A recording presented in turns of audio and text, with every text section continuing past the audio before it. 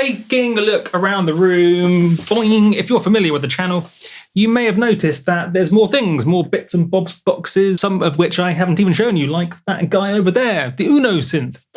I've kind of loosely shown you that. The circuit mono station boom from Novation, sort of over there. B-roll. And those with keen eyes may have noticed me at an event. Well, if you follow the YouTube space and you follow all the analog bits and bobs, synthesizers, analog gear, external boxes for making music and stuff. At this thing, now this is the same hoodie, but this one says Multiplier on it. It's me, my name's Multiplier, and there's these people. So I was at this event, the Thomann Synth Reactor thing. Now you probably can't hear me, I'm hiding behind a hoodie. And at the event, you can play with these things. There was all the analog bits and bobs synthesizers you can possibly imagine, all of them pretty much literally. And we got to play with them, and it was excellent. Pictures, this to give you an idea. Pictures, more pictures, excellent. Look at all those expensive analogy bits and bobs. And that brings me on to the topic of question, the talking point of today, which from the title of the video, you're probably already shouting at the screen, Multiplier. What's your point? Analog gear, external gear, synthesizers, external hardware boxes are more expensive, harder to use, don't sound objectively better than in the box, and they break all the time, and they're a nightmare to set up. They're less flexible, quite limited in what you can do with them. Expensive, so you've got to insure them. They're heavy, big and bulky, and other things. They're a bit of a giant disaster in all dimensions. But they're also brilliant, and we love them, and that's confusing at first, but let me explain why. Analog gear, external hardware is all about the process, not the end result. So it's about the process of creating the thing, not the track or not the sound you get at the end. And it's the process of using it and trying to make these weird boxes make a sound that works, or trying to sequence and configure this thing and get it doing a thing. And the process of playing with this stuff in a hands-on way and playing with devices and plugging things in and twisting real things with two hands, that's orders of magnitude more enjoyable than using a computer in ways that, I always thought existed and to some extent understood when I started getting these things, the drum brute, the Arturia drum brute, for example, and a few other bits and bobs. But the more stuff I get and going to this event and playing with all these real physical things, that all confirmed it. And it confirmed everything that I've been saying, that it's a much more enjoyable experience to use all this analog stuff, and even troubleshooting it in all the ways it's, like, even when it goes wrong, to sound mad, but stuff going wrong's a part of the fun. When it stops working, the process of trying to figure it out, or the process of trying to figure out why it stopped working and how it stopped working, and do I need to fix it, or do I have to come up with a cool workaround? That whole process is a part of the process, and it's part of what makes it enjoying, and more enjoyable, sort of organic, real experience of creating music in a way that troubleshooting software just doesn't compare at all. Troubleshooting software when computers go wrong isn't enjoyable for me, and I imagine it's the same for you. Whereas when real life stuff goes wrong, or the oscillator breaks, or not that I've had that with these yet, but I've heard about these things. When stuff starts to go wrong or doesn't quite work as expected, it's enjoyable, and it's fun to try and work around. It's like having a classic car. Not that I have a classic car, but I'm into cars. So people that have classic old cars, like an old sports car or something, it going wrong is a part of the experience. When the thingy breaks and the car goes smoke, they go, yes. And they also go, dope. But a part of them enjoys that. It's a part of the process, fixing it and working around the quirks and the idiosyncrasies and the fact it doesn't quite work properly and it's slower than a normal car. In fact, that's a great comparison, and I'm sure that sort of makes sense to you. Less bumping into chair, Multiplier. So classic cars, people like them. You can imagine how they enjoy the process. The classic cars are slower, they're more expensive. Great, let's do the list. Classic cars are slower, they're less reliable, they're less comfortable, they're less flexible, and they're harder to get and they're harder to insure. And everything about them is basically worse, apart from the experience. It's a more real, tactile, connected experience. And that is basically my point, and that's the magic of external boxes, hardware, to anything, just physical, all this stuff. Some of this is actually digital, but that's besides the point. That's besides the point, Multiplier. The more all these things, buttons and lights and fun, analog synths, etc., external hardware, even if it's digital, it's an enjoyable experience in the way that you can probably imagine, but then when you do it, it starts to make sense. I mean, it's easy to imagine how getting hands-on is more enjoyable. I'm sure you can imagine, even if you've never played with these things, that having hands-on physical controllers is more enjoyable than using a mouse. Most people would say that.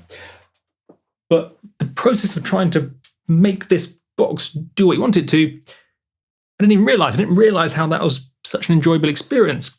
It's slower as well. I forgot to mention that. So using analog gear is slower. The workflow is more restrictive. But it's fun. It's fun to try and figure out how to sequence this complicated fiddly little box with sort of weird menus and hold shift and all magic's happening behind the scenes when you've no idea what's going on. It's all just sort of flash, flash, flash, light, different light, boom, boom. What's going on there? That's mad. That's insane. And you need to read the manual, and then the manual's like slightly explains what's going on, but it's still not clear. Whereas in the software, you can see what's going on if it's a good device or a good plugin or Ableton, for example. But in this, it's all sort of magic. It's not magic. There's some logic to it, but the logic's not obvious. It doesn't tell you.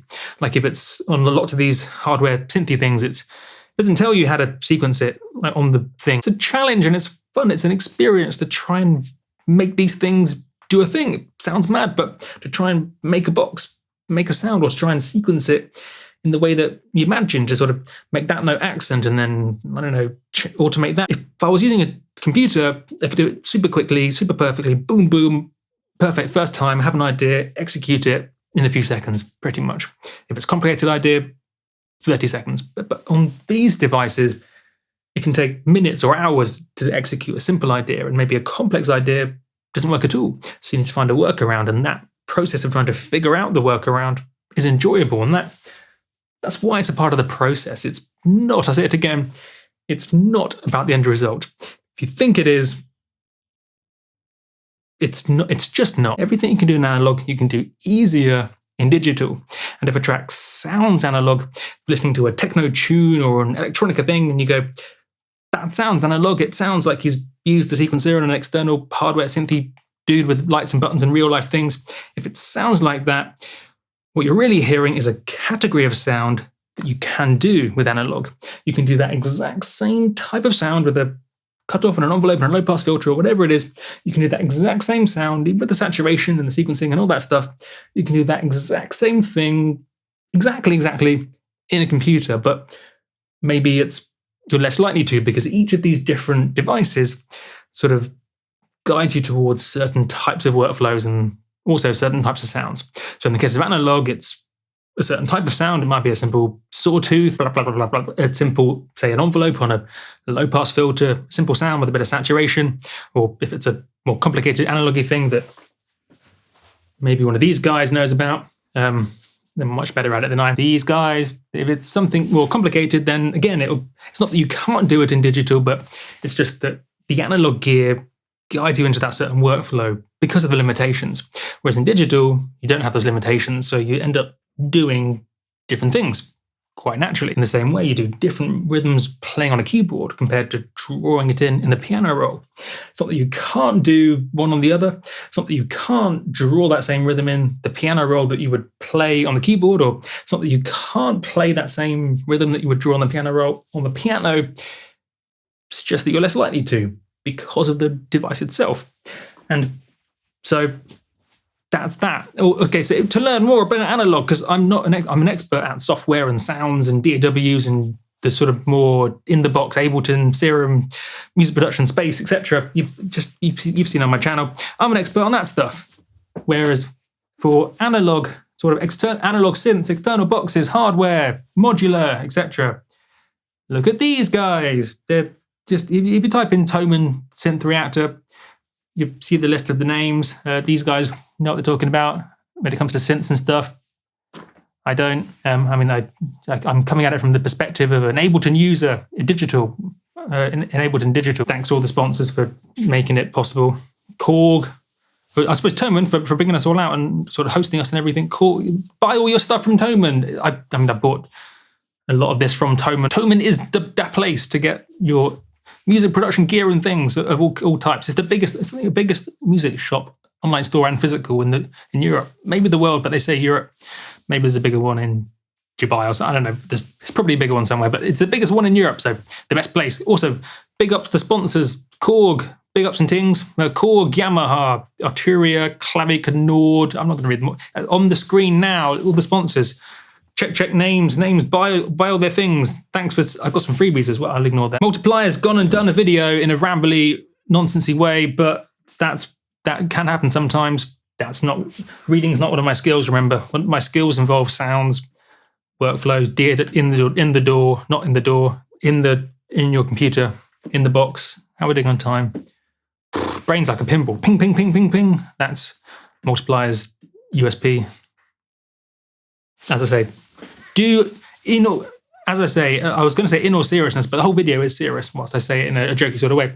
These guys know what they're doing. So if that sounds exciting to you, if you want to enjoy the process of making music more, and if you're not that worried about, or if you're not as words, so if you are more interested in looking to enjoy the process more and be happy with all the compromises, the expense, the lack of flexibility, the speed and the reliability and so on. But if you do want to just enjoy the experience more and you want to learn about all this stuff, the pictures and stuff, do check out these guys' YouTube channels. They're very, very good. Very, very, very good. I like them. Excellent. Marvelous. Buttons and noises, lights and fun. I'm a ghost. I'm a spooky ghost. I'm a music production ghost. Catch you guys on the flippity flip.